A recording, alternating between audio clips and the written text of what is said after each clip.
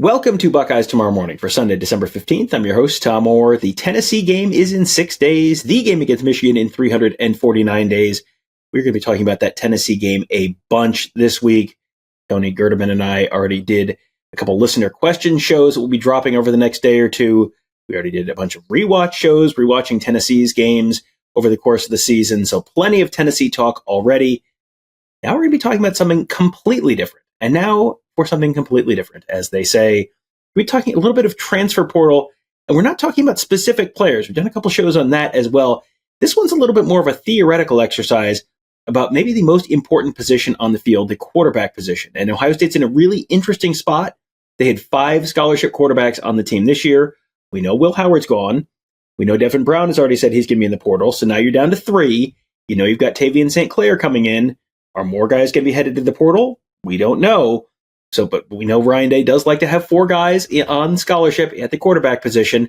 So it's going to be interesting to figure out how Ohio State approaches the quarterback position this portal season. We'll be talking about that today with Tony Gerdeman of BuckeyeHuddle.com.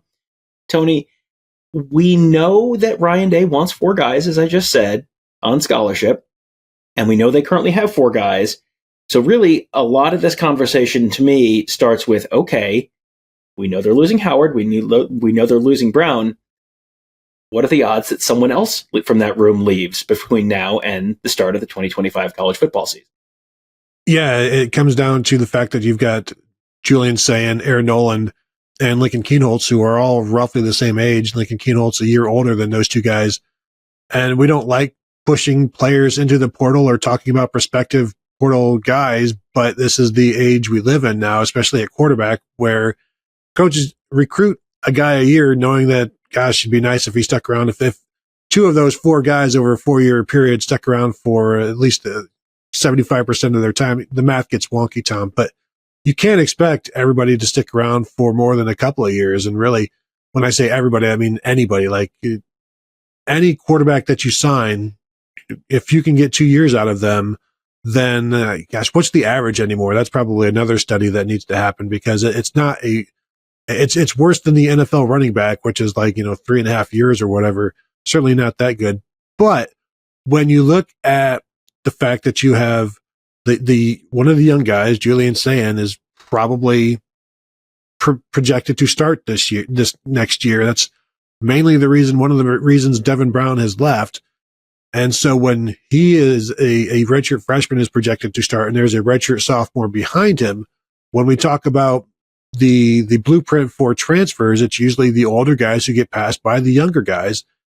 And there's one of those. And then also a younger guy who is being blocked by a guy the same age. So these are all formulas that would fit in terms of transferring. Now, I'm not pushing anybody out. I'm just telling you, this is what those numbers look like.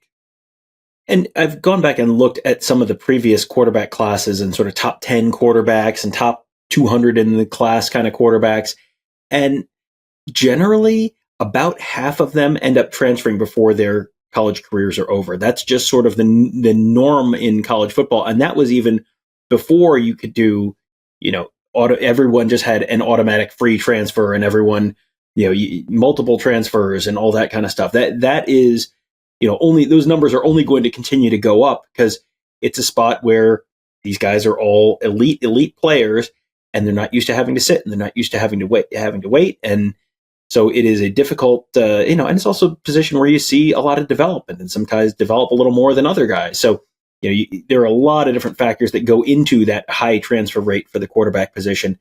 This is a Ohio State quarterback room where the 4 guys who, as of right now, are on track to return for next year, 3 5-star guys and a 4-star guy in Lincoln Kienholz, who is a top 150 player in the class, who they were very, very high on when they got him. They thought he really had a ton of potential. So this is a very, very talented room where, if only one of these guys can start at Ohio State, but probably all of them could start somewhere. And it's just a matter of who wants to sort of stay and fight it out, and who wants to potentially go try and get a job somewhere else. The really interesting question here is, I think obviously if they lose someone, you're going to try and replace them. You want to get to 4. That feels like that's a pretty straightforward question. when do those transfers happen? Are they after spring if someone decides to leave? Is it after the season this year? We'll sort of see how that goes. That to me is pretty straightforward. If someone leaves, you're going to want to fill that spot. What's a more interesting question is I saw Quinn Ewers discussed as, a Big Ten team has offered him $4 million. And, he's probably going to go to the NFL draft, but he has this option from a Big Ten team. Now, I have no reason to believe the Big Ten team is Ohio State. There's been lots of scuttlebutt that Big Ten team is Michigan State. But this is more of a thought exercise. You have someone like Quinn Ewers who's out there who is, was ranked as the number one player in the class and the best prospect ever and all that kind of stuff, has been a multi-year starter for Texas, has gotten them to the college football playoff a couple years in a row. And they, of course, have an immensely talented backup quarterback by the name of Arch Manning, who checks all the boxes in terms of name, in terms of literally is the backup quarterback who is the most popular player on campus on every school, basically. So, you have an opportunity for Quinn Ewers, if he decides not to go pro, to enter the portal and go to another school and present a experienced, veteran, talented quarterback to whatever school he goes to. So I think the interesting thought exercise here, and this is just a thought exercise, this is not us saying, guess who's coming to Ohio State?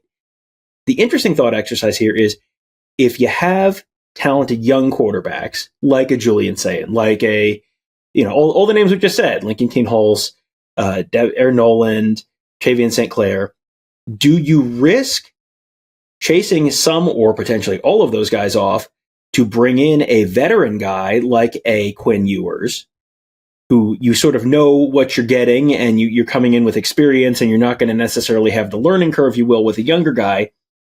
Is that worth a conversation, or is that just a complete non-starter because you've got all this other talent in the room and you might lose all of them if you bring in someone new?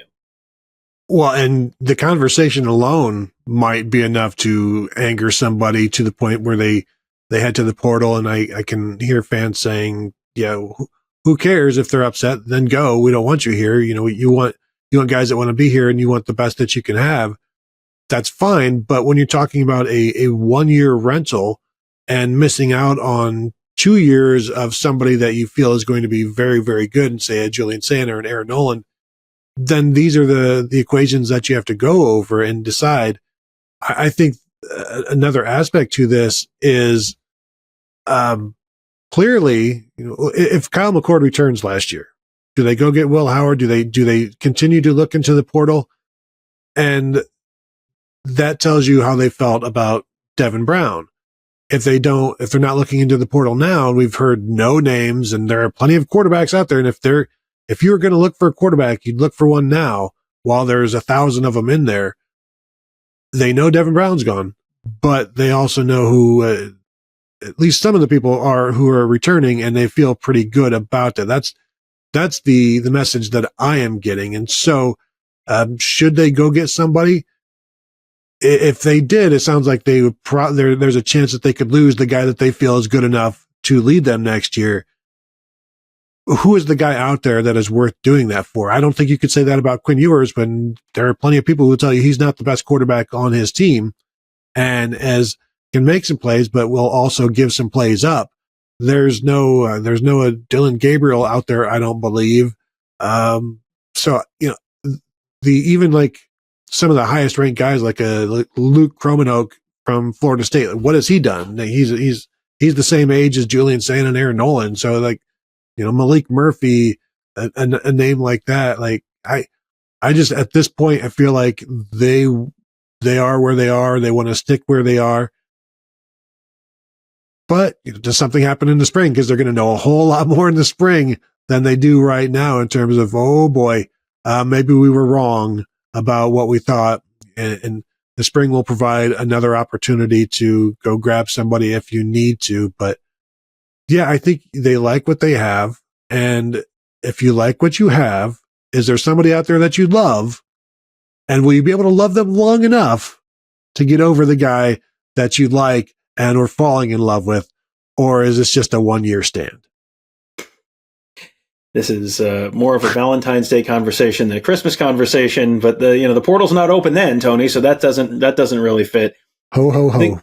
the last possible spin on this is, okay, we have seen Ohio State go and bring in the guy who's not expecting to be a starter. When they brought in Will Howard, it was pretty clear. Guess what? Will Howard's going to be the starting quarterback for Ohio State. We have Justin Fields, same thing. When Justin Fields came in, the quarterback competition was open. Okay. We've also seen them bring in Chris Chuganoff from West Virginia. You've seen them bring in Gunnar Hoke from Kentucky. You've seen them bring in Tristan Gebbia from Oregon State. Guys who had played a little bit at their previous spots, started in some cases in their previous spots, but were coming to Ohio State pretty clearly with the goal of be a backup, be a veteran guy in that room. If you're losing Devin Brown, you're losing Will Howard. So the only person who would have more than 1 year in the room is Lincoln Kienholz, and he arrived in the summer, so he really would have had about 18 months in the room by the time this season is all said and done. So, is there value in potentially finding someone who is not expecting to come in and compete for the starting job, but who might be able to provide another body for practice, a little more, a little bit more of an experienced eye, someone who's watched a little more film over the years? Is that something that you could see them potentially looking at? And again, if they were, you'd think they would have done it by now, or we would have heard something. But I don't think that's outrageous to want a veteran quarterback that has at least seen some things. And when you look at the guys that are out there, if I tell you Daquan Finn's back in the portal, like, are people going to be like, oh, that's interesting. That's a former starting quarterback, but didn't do much, but that's not somebody who's going to come to Ohio State to be a backup. Like the names that you're talking about, I don't even know. Braden Locke from Wisconsin, that has started and done okay, but not great. Here's a name for you, Tom. Cade McNamara. But again, this is a guy that wants to start, and good luck finding somebody that, I just want to get into coaching, or I want to do this or do that. I'm a legacy. That's the kind of thing. I'm an Ohio kid. I want to come back home. That's the kind of perfect storm you're looking for. And I don't know that there are any out there, but you also have to be completely upfront with the players that are already on the roster. Like, look, this is just a veteran thing. We're bringing in a veteran, but then the backups are going to be like, so basically you're giving them my job. That is what you don't trust me. So you're bringing in somebody to keep me further from the field. I'll sayonara. So there's a lot of interesting interpersonal dynamics there. The only thing certain out of everything Tony said there is Cade McNamara has the opportunity to do the funniest possible thing. So listen, will he do it? I don't know. We'll see. Going to be a lot of exciting stuff to track. Oh yeah, by the way, the Buckeyes have a football game this Saturday. We're going to be talking much more about that as well this week at BuckeyeHuddle.com. And of course on our YouTube channel, youtube.com/BuckeyeHuddle. On your podcast platform of choice, just search for Buckeye Huddle. You can find the Buckeye Weekly podcast that Tony and I do.